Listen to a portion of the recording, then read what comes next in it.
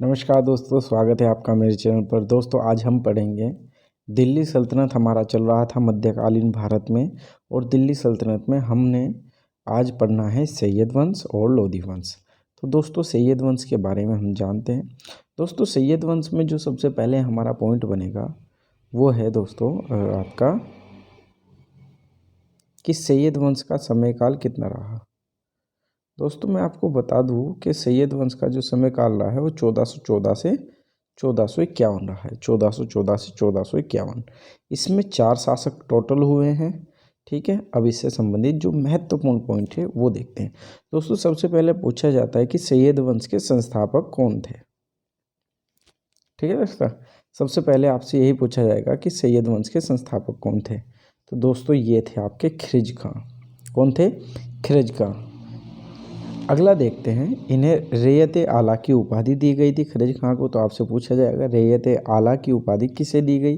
तो दोस्तों ये सैयद वंश के संस्थापक खिरज खां को दी गई थी। ठीक है, इन्होंने एकमात्र ऐसे शासक थे जिन्होंने सुल्तान की उपाधि न ग्रहण करके किसकी उपाधि की थी? रैयत आला की उपाधि इन्होंने ग्रहण की थी। इनसे संबंधित अगला पॉइंट देखते हैं दोस्तों। खिरज खां तैमूर के पुत्र शाहरुख को नियमित क्या करता था? कर दिया करता था। क्या दिया करता था? टैक्स। किसे देता था? खिरज खां टैक्स। तैमूर का लड़का था शाहरुख। ठीक है, जो खिरज खां था ये सिया वंशी था। क्या था? सिया वंशी। सिया सोनी होते हैं ना, तो ये सिया वंशी था। ठीक है, तो इसका वंश पूछा जाता है कि जो खिरज खां के जो संस्थापक है, खिरज खां जो सैयद वंश के संस्थापक हैं, उनको वो किस वंश से थे? तो दोस्तों ये सिया वंश से थे, और सिया वंश से ही सैयद वंश के निर्माण हुआ है। अगला पॉइंट देखते हैं दोस्तों। जो खिरज खां था, खिरज खां, उसका उत्तराधिकारी आपसे पूछ लिया जाता है तो कौन था? मुबारक शाह। ठीक है, यह एक ऐसा शासक था जिसने दिल्ली की सल्तनत में शाह की उपाधि धारण की थी। सबसे पहले किसने की? खिरज खां सैयद वंश का संस्थापक था, और खिरज खां का जो उत्तराधिकारी था मुबारक शाह, उसने शाह की उपाधि सबसे पहले दिल्ली सल्तनत में धारण की थी। अगला देखते हैं दोस्तों पॉइंट इसमें। अगला पॉइंट है कि जो मुबारक शाह था उसके दरबार में याहया बिन अहमद सरहिंदी ये रहते थे। कौन था? ये रहते थे सरहिंदी। सरहिंदी के नाम से ही पूछा जाता है कि सरहिंदी किसके दरबार में थे? वो मुबारक शाह के दरबार में याहया बिन अहमद सरहिंदी रहता था, जिसने तारीख़ मुबारक शाही की रचना की। तो तारीख़ मुबारक शाही महत्वपूर्ण रचना है। आपसे पूछा जाएगा कि किस वंश से संबंधित है। तो दोस्तों ये सैयद वंश से संबंधित है। किसने लिखी? अहमद सरहिंदी ने। ठीक है, अगला पॉइंट देखते हैं दोस्तों। इनसे संबंधित अगला पॉइंट हमारे पास आता है दोस्तों, वो है कि मोहम्मद शाह ने अफ़गानी बहलोल को खान ए खाना की उपाधि दी। तो खान ए खाना किसे कहा जाता था? तो दोस्तों अफ़गानी बहलोल को। ठीक है, किसने दी उपाधि? मोहम्मद शाह ने। अगला क्वेश्चन बनता है, बेहतरीन क्वेश्चन है कि सैयद वंश का अंतिम शासक कौन था। दोस्तों ये था अलाउद्दीन शाह आलम। कौन था? अलाउद्दीन शाह आलम। देखो हमने इसमें 3 शासक पढ़े। सबसे पहले हमने खिरज खां पढ़ा, दूसरा हमने मोहम्मद शाह पढ़ा, तो और तीसरा हमने पढ़ा आपका अंतिम शासक जो था अलाउद्दीन शाह। ठीक है दोस्तों, अब देखते हैं लोधी वंश। लोधी वंश से हमारे पास जो प्रश्न बनेंगे वो देखते हैं। लोधी वंश जो चला 1451 से 1526 चला, बहुत अच्छा टाइम पीरियड रहा है। देखो सैयद वंश आपका 1414 से लेके 51 तक, और लोधी वंश 1451 से लेके 1526 तक। याद रखना टाइमिंग इसका ना। इसमें सबसे पहला जो पॉइंट बनता है, बहलोल लोधी ने क्या? बहलोल लोधी ने दिल्ली में अफगान राज्य की स्थापना की। Very good. तो वो आपसे पूछा जाएगा कि दिल्ली सल्तनत में किस व्यक्ति ने अफगान राज्य की स्थापना की थी, क्योंकि ये क्या थे? बहलोल लोधी आपका अफगानी था। क्या था? अफगानी था, जिसे किसने दी थी उपाधि? किसने दी थी? महमूद शाह ने, मुबारक शाह ने, सॉरी। ठीक है, तो क्या है इसमें, क्या था आपसे पूछा है कि ये अफगान था और इसने दिल्ली सल्तनत में अफगान राज्य की स्थापना की। इसका जो टाइम पीरियड है वो 1451 से 1489 रहा। ठीक है दोस्तों, 89। अगला पॉइंट देखते हैं दोस्तों, इससे संबंध बहलोल लोदी से। तो खिलजी आपसे पूछा जाएगा कि लोदी वंश का संस्थापक कौन था, तो बहलोल लोदी था। 1 नंबर में क्वेश्चन आएगा, ठीक है। अगला देखते हैं कि दिल्ली सल्तनत में सर्वाधिक समय तक शासन करने वाला कौन शासक रहा है, तो वो एक ही मात्र था, बहलोल लोदी। इन्होंने मात्र 38 वर्ष शासन किया है, ठीक है। तो बहलोल लोदी क्या था, लोदी वंश के संस्थापक थे।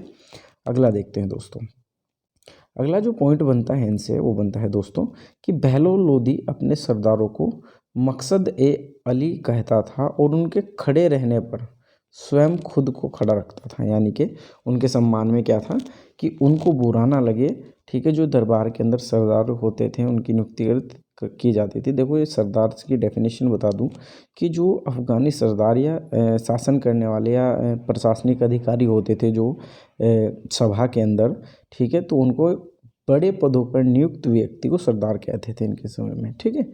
ये सिख लोग नहीं होते थे, ये बड़े पदों पर सरदार होते थे, ये इन्हीं के संप्रदाय के लोग होते थे, ठीक है।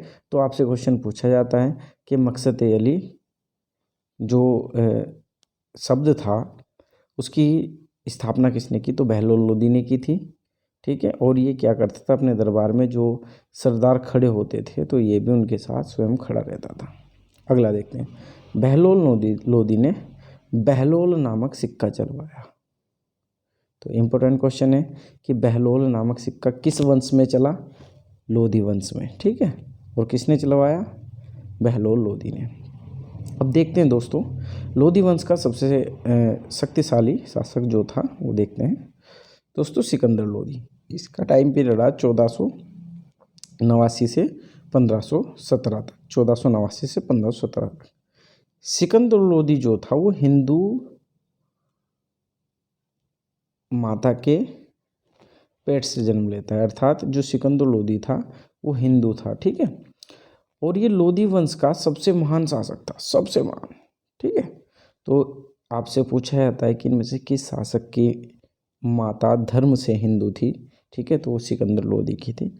अगला देखते हैं दोस्तों, और आपसे पूछा है कि लोदी वंश का सबसे महान संस्थापक वो शासक कौन था, तो सिकंदर लोदी था। अगला बनता है बहुत अच्छा क्वेश्चन कि भैया आगरा नगर की स्थापना है, आगरा की स्थापना किसने की थी, दोस्तों सिकंदर लोदी ने की थी, 1504 में की, ठीक है। और इसने इसको अपनी राजधानी भी बनाया, समझ गए। तो आपसे क्वेश्चन 1 नंबर में आएगा, इंपॉर्टेंट कर लेना, इसको पॉइंट बना के लिख लेना कि सिकंदर लोदी ने 1504 में आगरा नगर की स्थापना की। दोस्तों जो सिकंदर लोदी था ये बहुत अच्छे कविताकार भी थे। ये क्या करते थे, गुलरुखी नाम से कविताएं लिखते थे। तो क्वेश्चन आएगा कि भैया गुलरुखी नाम से कविताएं कौन लिखता था, ठीक है। अगला पॉइंट देखते हैं, अगला पॉइंट काफ़ी महत्वपूर्ण पॉइंट है, देखिए ध्यान से। ये क्या करते थे, इन्होंने लज्जत ए सिकंदरी नाम से रचना की थी, किसकी, संगीत ग्रंथ की।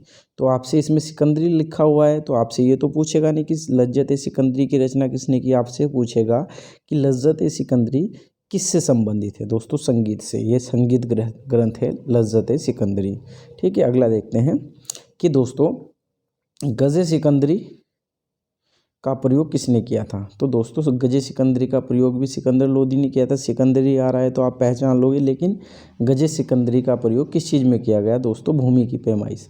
तो मैं आपको बता दूं सिकंदर लोदी ने क्या किया था, भूमि मापने के लिए एक अपनी नई पैमाइश चलाई थी जिसे कहा गया था गजे सिकंदरी, ठीक है दोस्तों।